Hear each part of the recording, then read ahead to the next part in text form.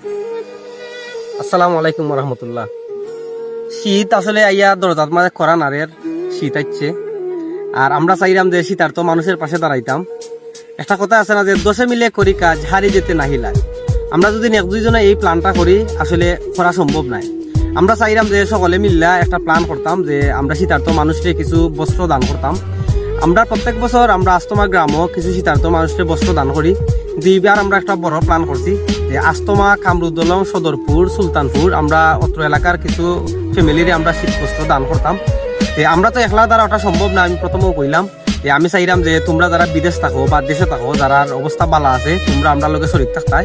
আর আমি কথা দিলাম একটা টাকাও অধিক হইতো নাই। আমরা আপনারা একটা টাকা হবাই খরচাইতাম নাই। আমরা প্রত্যেকটা টাকা তোমরা মানুষের কাছে গিয়ে পৌঁছাই দিব। তোমরা চাইলে আমার স্ক্রিনও নাম্বার দেওয়া আছে, বিকাশ নাম্বার, তোমরা টাকা দিতে পারো বিশ্বাসের যোগ্য ইয়া। আমরা গ্রামও প্রত্যেক বছরও আমরা দেই। এইবার আমরা চাইলাম যে আমরা একটা গ্রামও দিতাম। যে তোমরা চাইলে আমরা লোকে অংশগ্রহণ করতে পারো বা তোমরাও কিন্তু একটা করতে পারো। আর আমরা নাই খালি যে এলাকাতেও যারা আছো না এখানে, ওরকম যদি তোমরা প্ল্যান করো তাইলে ভালো হয়। শীত আইলে অনেক মানুষ দেখা গেছে যে কাপড় কিনতে পারে না, কম্বল কিনতে পারে না। আমরা যদি আমরা তার পাশে দাঁড়াই তাইলে ওটা কিন্তু একটা পুণ্যের কাজ। আমরা সবাই মিলে কিন্তু পুণ্যের কাজে অংশগ্রহণ করতাম পারি।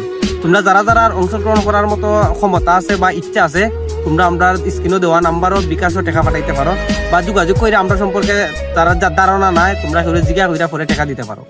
ধন্যবাদ সবাইকে।